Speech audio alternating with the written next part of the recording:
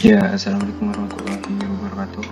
Kembali lagi pada praktikum geomorfologi. Pada praktikum kali ini akan membahas tentang bentuk lahan karst atau solusional. Pertama, pengertian bentuk lahan karst. Bentuk lahan karst adalah bentuk bentang alam khas yang terjadi akibat proses pelarutan pada suatu kawasan batuan karbonat atau batuan yang mudah terlarut, sehingga menghasilkan berbagai bentuk permukaan bumi yang unik dan menarik dengan ciri-ciri khas exokarst dan endokarst. Kemudian terdapat syarat terbentuknya bentuk lahan karst.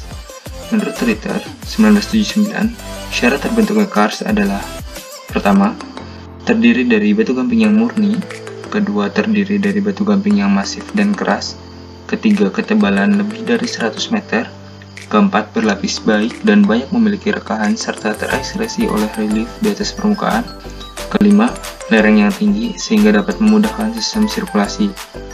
Sementara menurut Thornbury tahun 1954, syarat terbentuknya bentuk lahan karst ada 4, yaitu: pertama, adanya batuan yang mudah larut, terutama batu gamping; dua, adanya batuan tebal dan banyak memiliki kekar atau rekahan-rekahan; ketiga, adanya lembah yang dibatasi oleh batuan yang mudah larut dan mempunyai banyak kekar; dan keempat, memiliki curah hujan yang sedang. Sementara ciri-ciri bentuk lahan karst: pertama, terdapatnya sejumlah cekungan atau depresi dengan bentuk dan ukuran yang bervariasi.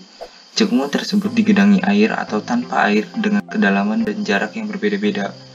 Kedua, bukit-bukit kecil dalam jumlah banyak yang merupakan sisi-sisi erosi akibat pelarutan kimia pada batu gamping, sehingga terbentuk bukit-bukit atau conical hills.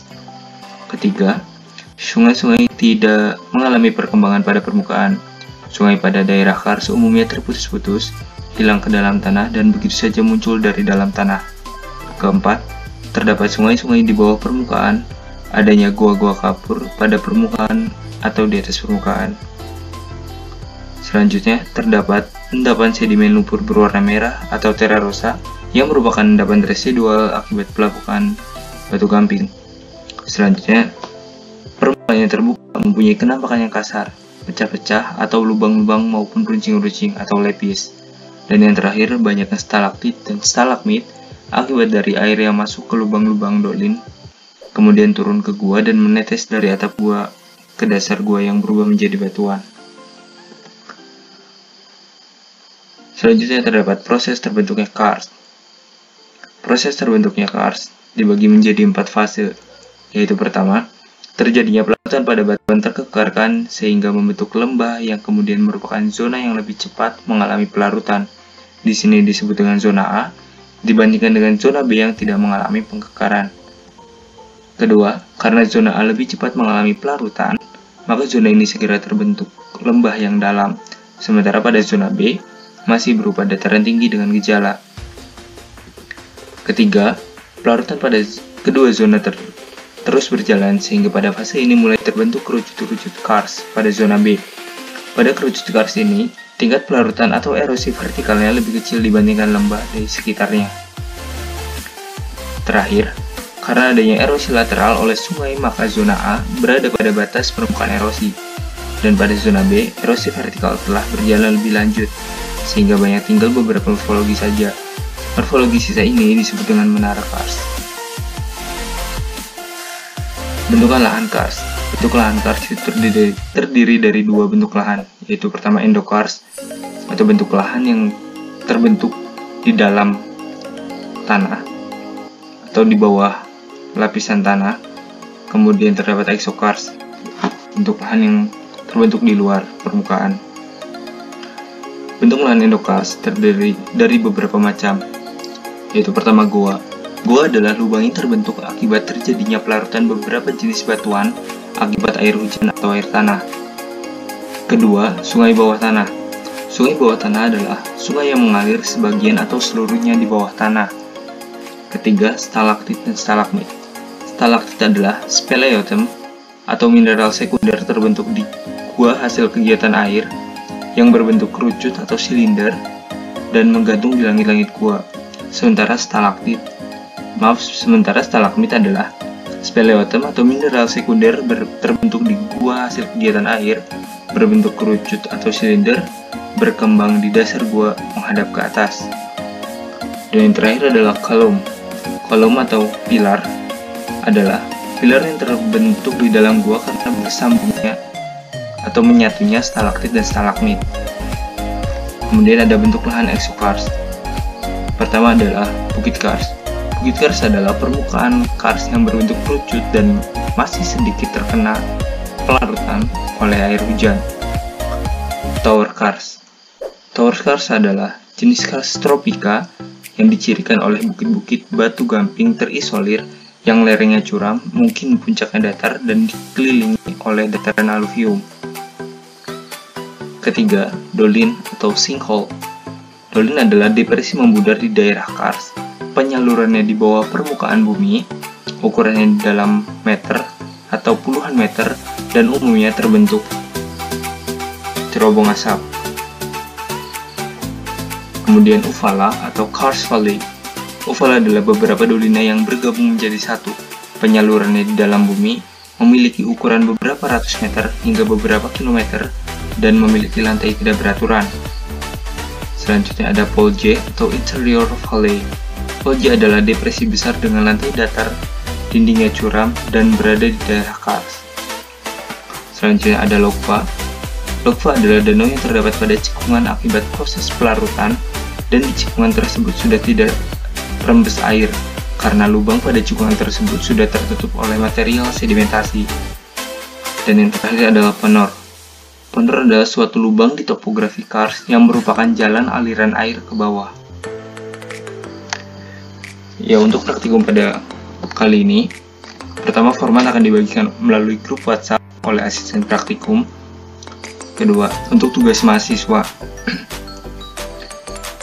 Mahasiswa membuat beberapa lampiran. Untuk lampiran pertama dan lampiran kedua, mahasiswa diharapkan membuat tabel bentuk lahan endokars dan exokars pada kertas HVS dan memiliki ketentuan garis tepi untuk sebelah kiri 2 cm, kanan atas dan bawah itu 1 cm. Untuk lampiran ketiga, mahasiswa diharapkan mengunduh peta RBI 1:25.000 lembar panggang dan baron. Panggang untuk NIM genap dan baron untuk NIM ganjil. Kemudian, mahasiswa mengidentifikasi bentuk lahan kars pada peta RBI 1:25.000 pada lembar yang sudah dibagikan tersebut. Lalu, mahasiswa diharapkan zoom wilayah yang akan diidentifikasi dari peta RBI yang sudah ditentukan, kemudian jiplak pada kertas kalkir jika ada, atau jika adanya mika, boleh menggunakan mika, dan ketentuan garis tepi 2 cm kiri, dan sisanya itu kanan atas bawah 1 cm sesuai dengan penampakan yang ada. Dan setelah kalian menjiplak, lalu kalian tunjukkan dengan tanda panah dan diberi keterangan pada space yang ada di kalkir atau mika kalian. Kemudian untuk lampiran yang terakhir, mahasiswa mencari citra daerah Gunung Kidul dengan Google Earth menggunakan HP atau laptop, itu bebas. Dan mahasiswa lalu mengezoom wilayah tersebut, lalu screenshot citra dan dilampirkan pada kolom lampiran 4. Ini boleh di print, tidak ada ketentuan, menggunakan kertas A4 dengan margin normal. Lalu mahasiswa mengidentifikasi bentuk lahan yang terdapat pada citra tersebut dengan memberikan tanda panah seperti pada yang lampiran ketiga, lalu memberikan keterangannya pada space yang kosong pada HVS tersebut atau printan kalian. Ini adalah contoh screenshotnya. Untuk yang sebelah kiri itu ada penampakan bentuk lahan kars pada peta RBI. Pada peta RBI di sini bisa dicontohkan terdapat beberapa jenis penampakan. Untuk ini ada bukit kars, lalu ini ada tower kars yang dicirikan bisa terisolir. bukit kars yang terisolir dan biasanya berbentuknya kecil. Terus terdapat cekungan-cekungan yang dicirikan ada tanda kutipnya, dan bisa dilihat di legenda PTRBI itu ada ciri dari cekungan itu bagaimana. Terus ada ini sawah tada hujan di sini, dan itu merupakan sebuah pemanfaatan lahan dari bentukan lahan kars. Kemudian ini contoh lampiran ketiga.